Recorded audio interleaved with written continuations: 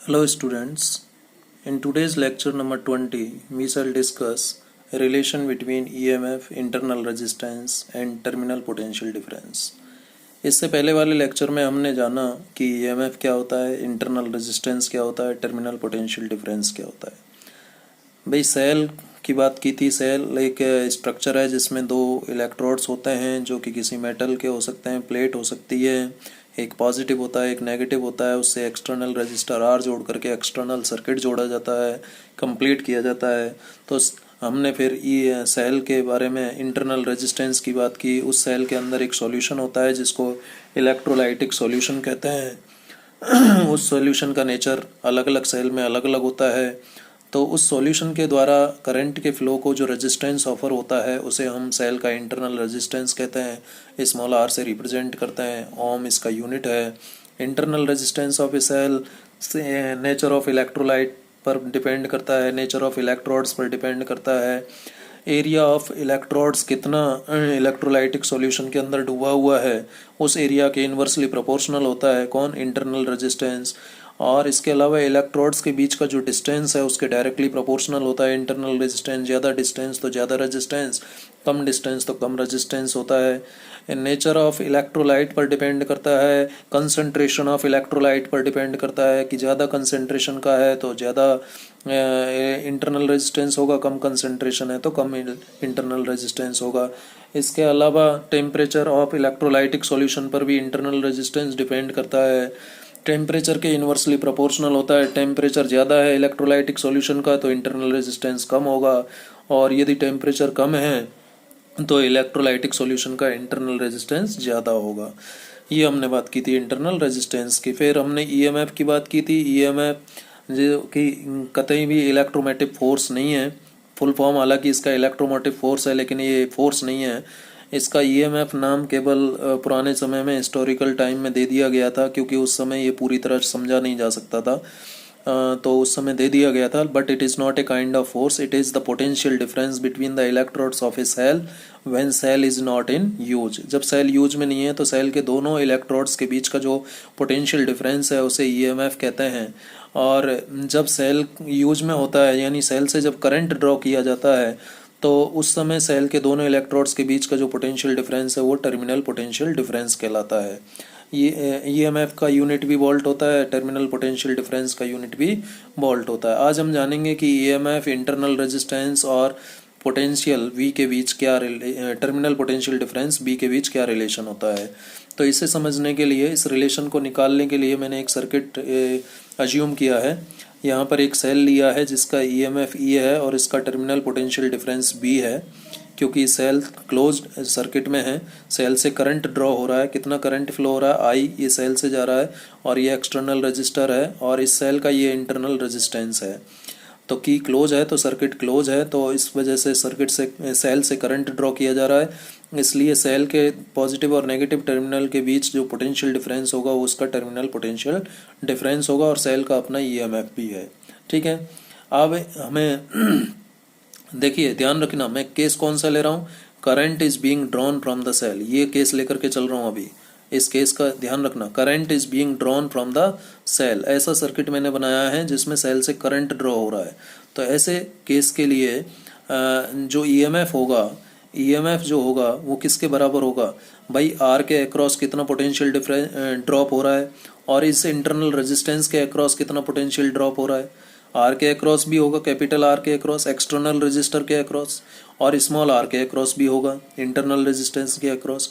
तो इन दोनों के अक्रॉस जो पोटेंशियल ड्रॉप होगा उन दोनों का जो सम होगा वो इस सेल के ईएमएफ के बराबर होगा डेफिनेटली, क्योंकि सेल का ईएमएफ क्या है, पोटेंशियल डिफरेंस है बिटवीन इलेक्ट्रोड्स। ठीक है, और ये सेल का जो ईएमएफ है वो मतलब एक्सटर्नल रजिस्टर जो है सेल सर्किट के अंदर उसके across potential drop plus potential drop across internal resistance of the cell R के सम के बराबर होता है। तो मैंने यहाँ पर यही लिखा है, EMF E is equal to potential drop across external resistor capital R plus potential drop across internal resistance of the cell small R. अब कैपिटल आर के अक्रॉस क्या पोटेंशियल ड्रॉप होगा, करंट कितना आ रहा है आई, तो इसके across potential drop R into I होगा। तो ये देखिए लिख दिया आई आर। और आर के अक्रॉस, इन स्मॉल आर के अक्रॉस क्या होगा पोटेंशियल ड्रॉप, यहाँ भी करंट कितना आएगा, आई आएगा, तो इंटरनल रेजिस्टेंस कौन से करंट को रेजिस्ट करेगा, आई को, तो इंटरनल रेजिस्टेंस आर के अक्रॉस जो पोटेंशियल ड्रॉप होगा उसके लिए भी क्या वैल्यू होगा, आई इंटू स्मॉल आर हो जाएगा। तो ये इक्वेशन 1 आ गई। अब मैं यहाँ से आई कॉमन लेकर के आई का वैल्यू निकाल लेता हूँ कि सर्किट में जो फ्लो होने वाला करंट है इस समय सर्किट से, इस सेल से जो करंट ड्रॉ हो रहा है आई, उसका वैल्यू कितना आएगा, E upon R plus R, यानी EMF of the cell divided by total resistance of the circuit. अब total resistance of the circuit क्या होगा, सर्किट का एक्सटर्नल रेजिस्टेंस और सेल के इंटरनल रेजिस्टेंस दोनों का सम लिखना है, ये टोटल रेजिस्टेंस होगा सर्किट के अंदर। तो EMF upon total resistance external plus internal, ठीक है।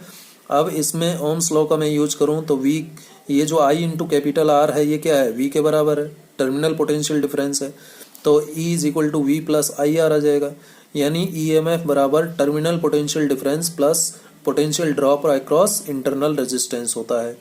तो E is equal to B plus I R, ये रिलेशन आ गया, ये ध्यान रखना, E is equal to B plus I R आया, और यहाँ से v निकालूंगा तो e माइनस आई आर आ जाएगा, यानी टर्मिनल पोटेंशियल डिफरेंस किसके बराबर होगा, ईएमएफ और इंटरनल रेजिस्टेंस के अक्रॉस जो ड्रॉप हो रहा है उनके डिफरेंस के बराबर होगा। ये आई आर क्या है, इंटरनल रेजिस्टेंस आर के अक्रॉस होने वाला ड्रॉप, और ई क्या है, ईएमएफ ऑफ द सेल, तो इन दोनों का जो डिफरेंस होगा वो टर्मिनल पोटेंशियल डिफरेंस होगा, और जो ई का वैल्यू आया वो v प्लस आई आर आया, ठीक है। अब डेफिनेटली जब सर्किट में सेल से करंट ड्रॉ होता है तो कौन ज्यादा आ रहा है, इस बी की तुलना में ई ज्यादा होगा, तो E is greater than B आ रहा है, E is greater than B आ रहा है, और ई क्या है, ईएमएफ, और वी क्या है, टर्मिनल पोटेंशियल डिफरेंस, क्योंकि वी कितना आएगा, ई माइनस आई आर, तो डेफिनेटली ई से तो कम ही होगा ना वी, तो इसलिए लिखा है टर्मिनल पोटेंशियल डिफरेंस कम है, ईएमएफ ज्यादा है। अब यहाँ पर एक स्पेशल केस में बात कर लेता हूँ। स्पेशल केस में पहला जो कंडीशन है वो देखिए, if cell is in open circuit, if cell is in open circuit, that is current is drawn from the cell, यानी no current is drawn from the cell, cell जब open circuit में होता है, open circuit में होने का मतलब ये की ओपन है तो सर्किट कंप्लीट नहीं होगा, तो सर्किट सेल से कोई करंट ड्रॉ नहीं होगा, यानी जब सेल ओपन सर्किट में होता है तो कोई करंट सेल से ड्रॉ नहीं होता, यानी आई का वैल्यू 0 होगा, और जब आई 0 होगा तो ई किसके बराबर आ जाएगा, वी के बराबर, यानी ईएमएफ बराबर टर्मिनल पोटेंशियल डिफरेंस आ जाएगा, कि जब सेल से कोई करंट ड्रॉ नहीं होता है तो ईएमएफ किसके बराबर आ जाता है, टर्मिनल पोटेंशियल डिफरेंस के बराबर आ जाता है, ध्यान रखिएगा।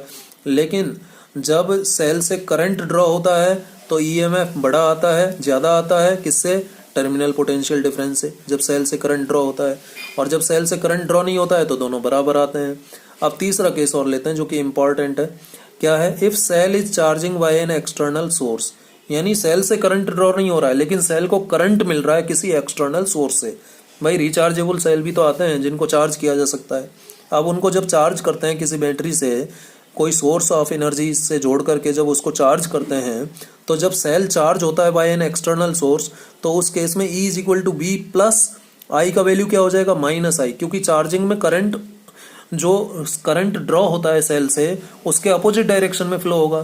भाई इसमें जो करंट ड्रॉ हो रहा था, जब सेल से करंट ड्रॉ हो रहा था तो प्लस आई लिया मैंने, और जब सेल को करंट मिल रहा है, यहाँ तो सेल करंट दे रहा था और यहाँ सेल को करंट मिल रहा है, ध्यान दीजिएगा। पहले केस में जब सेल से करंट ड्रॉ हो रहा था तो सेल से करंट जा रहा था, सेल से करंट जा रहा था तो प्लस आई आया, और जब सेल को करंट मिलता है चार्जिंग के केस में तो उसके अपोजिट आएगा, तो माइनस आई ले लिया, तो E is equal to B minus I R आ गया। तो इसका मतलब क्या है कि जो ईएमएफ है कम आने वाला है किससे, टर्मिनल पोटेंशियल डिफरेंस से, तो जब सेल चार्ज होता है तो ईएमएफ कम होता है टर्मिनल पोटेंशियल डिफरेंस से, ठीक है। Here I is negative because current is supplied from external source, external source से करंट सप्लाई हो रहा है इसलिए आई नेगेटिव है, which is opposite to the direction of current drawn from the cell, ये मैंने आपको बताया ही अभी, ठीक है। तो ये स्पेशल केस भी आपको ध्यान रखना है। अब मुझे रिलेशन निकालना है तो इस इक्वेशन 2 का ही मैं यूज करता हूँ। इक्वेशन 2 का यूज करके मैं क्या था equation 2, E is equal to V plus I R, तो वी को इधर ले आऊँ तो क्या लिख सकता हूँ, E minus V is equal to I R लिख सकता हूँ, E minus V is equal to I R लिख सकता हूँ। भाई क्या रिलेशन था, E is equal to V plus I R था, अब बी को मैं इधर ले जाऊँ तो E minus V is equal to I R हो जाएगा। अब ये यहाँ से आर का वैल्यू निकाल लिया, अब ओम्स लॉ से V is equal to I R होता है, तो आई का वैल्यू बी अपॉन आर रख दिया, तो v अपॉन आर रख दिया, तो इसको देखिए e minus V upon V और 1 अपॉन आर को इधर 1 अपॉन आर ऊपर जाएगा तो r मल्टीप्लाई हो जाएगा। अब इसको इस तरीके से भी लिखा जा सकता है। तो ये फाइनल रिलेशन आ गया। इस रिलेशन को आप ऐसे भी लिख सकते हो, एक ही बात है, इसमें एक्सटर्नल रेजिस्टेंस नहीं था लेकिन हमने इसमें एक्सटर्नल रेजिस्टेंस को भी इन्वॉल्व कर दिया है, ठीक है ना। तो internal resistance, external resistance, EMF, terminal potential difference, इन चारों के बीच ये रिलेशन आ गया, E upon B minus 1 into capital R. ध्यान रखिएगा ये रिलेशन न्यूमेरिकल प्रॉब्लम्स में काम आता है। जब एक्सटर्नल रेजिस्टेंस दे रखा है, ईएमएफ दे रखा है, टर्मिनल पोटेंशियल डिफरेंस दे रखा है, तो internal resistance of the cell इससे हम इजीली कैलकुलेट कर पाते हैं, ठीक है। तो ध्यान रखिएगा किससे निकाला हमने भाई, ये जो इक्वेशन थी, ये जो इक्वेशन आई E is equal to V plus I R, इसी से सारी कहानी हो गई। E minus V is equal to ये हो गया, आर स्मॉल आर निकाला, कैपिटल आई की जगह वी अपॉन कैपिटल आर रखा। आर लाने के लिए हम चाहें तो इतना भी कर सकते हैं लेकिन हमें कैपिटल आर भी लाना है, तो इसलिए I is equal to V upon R capital R रखा, तो इसको इस तरीके से लिख दिया, तो ये रिलेशन आ जाएगा, ठीक है। अब कुछ ग्राफ्स हैं जो इम्पोर्टेंट है, एग्जाम में पूछे गए हैं भाई। ई versus EMF versus external resistance, EMF और एक्सटर्नल रेजिस्टेंस में कोई रिलेशन आ रहा था क्या हमारा? अभी तक कोई रिलेशन नहीं आया ईएमएफ और एक्सटर्नल रेजिस्टर में। एक्सटर्नल रेजिस्टेंस पर ईएमएफ क्यों डिपेंड करेगा? करेगा ही नहीं भाई, ईएमएफ तो सेल का है तो वो तो इंटरनल रेजिस्टेंस पर डिपेंड करना चाहिए ना। तो एक्सटर्नल रेजिस्टेंस पर कोई डिपेंडेंस नहीं होता किसका? ईएमएफ का, इसलिए स्ट्रेट लाइन ग्राफ है। ये देखिए, ये इधर एक्स एक्सिस पर रेजिस्टेंस, एक्सटर्नल रेजिस्टेंस लिया है, वाई एक्सिस पर ईएमएफ लिया है। देखिए आर जैसे जैसे बदलेगा वैसे वैसे ई में कोई चेंज नहीं आ रहा, ई कांस्टेंट है ना, ई कांस्टेंट है। तो इसका मतलब ये हो गया, ये आर के पैरेलल ये ग्राफ आ रहा है, इसका मतलब ये है कि ई आर पर डिपेंड करता ही नहीं। क्यों करेगा? आर तो एक्सटर्नल रेजिस्टेंस है और ई क्या है? ईएमएफ है, किसका? सेल का। और सेल का ईएमएफ किस पर डिपेंड करेगा? सेल का ईएमएफ तो डिपेंड करेगा सेल के अंदर सॉल्यूशन कैसा है, यानी सेल का इंटरनल रेजिस्टेंस क्या है, सेल से कितना करंट ड्रॉ हो रहा है, उस पर डिपेंड करेगा। तो कैपिटल आर पर तो डिपेंड कर ही नहीं रहा, इसलिए ऐसा ग्राफ आएगा। दूसरा ग्राफ वी वर्सेज आर, यानी terminal potential difference versus external resistance. ये ग्राफ एक्सटर्नल रेजिस्टेंस को एक्स एक्सिस पर लिया, टर्मिनल पोटेंशियल डिफरेंस को वाई एक्सिस पर लिया। अब यहां से देखिए इसमें क्या हो गया, जैसे जैसे हमने कैपिटल आर को बढ़ाया वैसे वैसे ईएमएफ बढ़ रहा है, वैसे वैसे ईएमएफ बढ़ रहा है। जैसे जैसे हमने कैपिटल आर को बढ़ाया वैसे वैसे ईएमएफ बढ़ रहा है। और कैपिटल आर की वैल्यू, और हमने देखिए शुरू में आर बढ़ाने से ई बढ़ा, शुरू में आर बढ़ाने से ई बढ़ा, और एक से स्थिति ऐसी आई जब आर और बढ़ाने से ई ज्यादा नहीं हो रहा है, यानी ई मैक्सिमम हो गया। ई क्या हो गया? मैक्सिमम हो गया, ठीक है।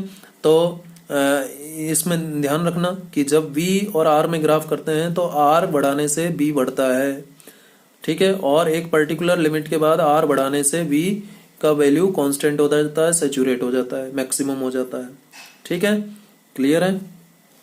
अब यहाँ पर देखो, ये जो कंडीशन है ये ध्यान रखना है आपको, small r is equal to capital R, यानी जब internal resistance of the cell circuit के एक्सटर्नल रेजिस्टेंस के बराबर हो जाता है तो उस समय मैक्सिमम पावर कंज्यूम होगा, सेल्स का जो पावर है वो मैक्सिमम कंज्यूम होगा उस समय, ठीक है। जब इंटरनल रेजिस्टेंस एक्सटर्नल रेजिस्टेंस के बराबर होता है तो उस समय सर्किट में जो पावर कंजम्पशन है वो मैक्सिमम होगा। ध्यान रखिएगा, कई बार 1 मार्क क्वेश्चन आता है कि मैक्सिमम पावर कंजम्पशन कब होता है, तो जब internal resistance of the cell external resistance के बराबर हो जाता है तो मैक्सिमम पावर कंजम्पशन होता है।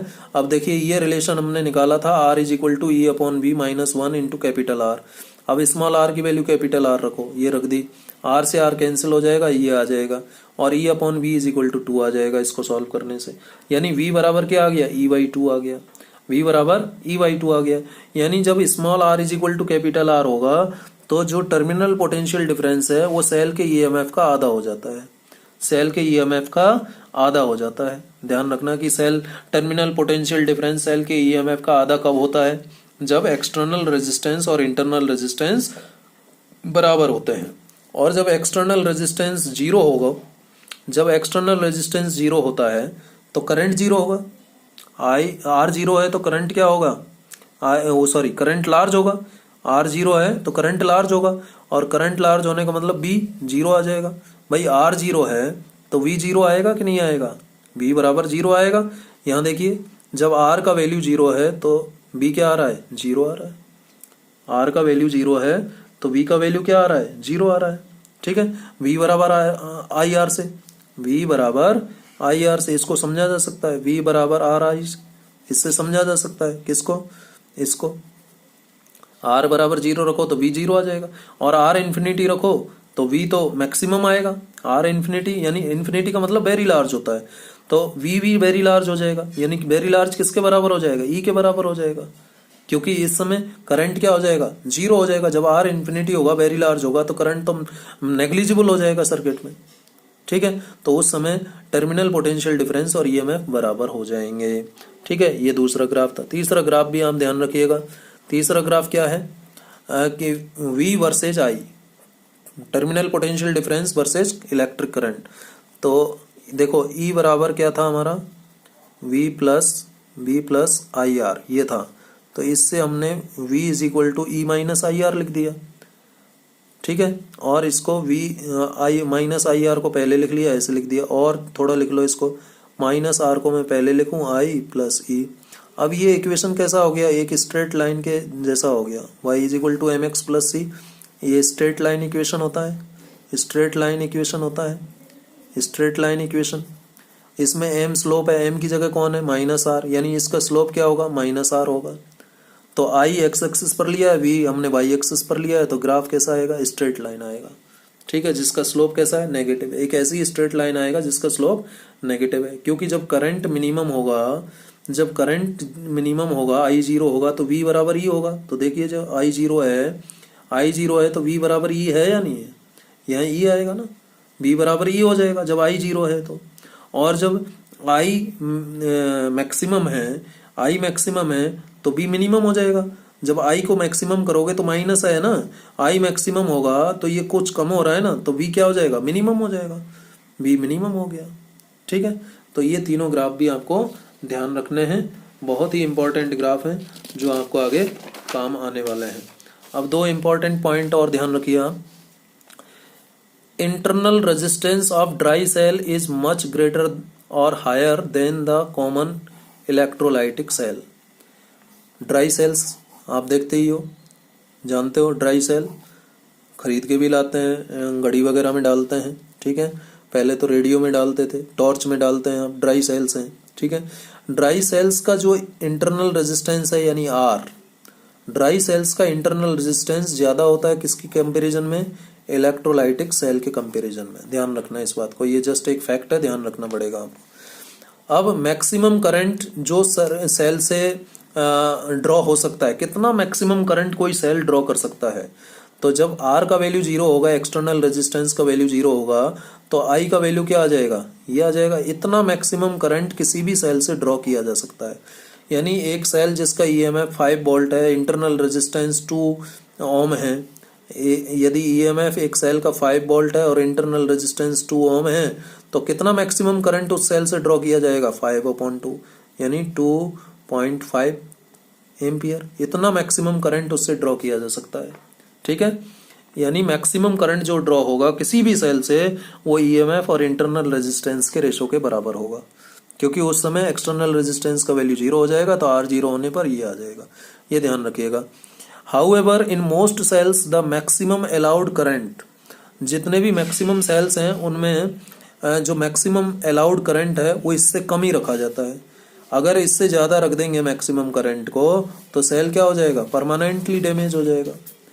तो मोस्टली सेल्स में हम जो मैक्सिमम अलाउड करंट है वो इस मैक्सिमम करंट E/R से कम रखा जाता है, जिससे कि उस सेल का परमानेंट डैमेज ना हो, सेल परमानेंट डैमेज ना हो। इससे बचाने के लिए हम जो सेल का मैक्सिमम करंट है वो उससे कम मैक्सिमम करंट उसका रखेंगे, अलाउ करेंगे, उसमें उससे ज़्यादा करंट नहीं भेजना है। तो किसी भी सेल का मैक्सिमम करंट निकालना है तो उस सेल का EMF आपको पता हो, इंटरनल रेजिस्टेंस पता हो, तो मैक्सिमम करंट आ जाएगा। और जब मैक्सिमम करंट आ जाएगा तो आपको ये पता लग जाएगा, हाँ भाई इस सेल को इससे ज़्यादा करंट नहीं देना है, यदि दिया तो ये सेल डैमेज हो जाएगा। क्लियर है? तो मैक्सिमम करंट कैसे निकालते हैं, जब एक्सटर्नल रेजिस्टेंस 0 होता है, कैपिटल R 0 होता है, तो मैक्सिमम जो करंट है सेल का E/R, इंटरनल रेजिस्टेंस आर मतलब इंटरनल रेजिस्टेंस, ई मतलब ईएमएफ, ईएमएफ और इंटरनल रेजिस्टेंस के रेशो के बराबर होता है मैक्सिमम करंट। ठीक है, इससे हम पता कर सकते हैं कि किस सेल को कितना मैक्सिमम करंट दिया जा सकता है। ठीक है भाई, चलिए तो इस लेक्चर में इतना ही। आगे हम नेक्स्ट लेक्चर में बात करेंगे कॉम्बिनेशन ऑफ सेल्स की। इम्पॉर्टेंट टॉपिक है, एग्जाम में उसके ऊपर सवाल आते ही रहते हैं। तो आज इस वीडियो में इतना ही। Thank you very much.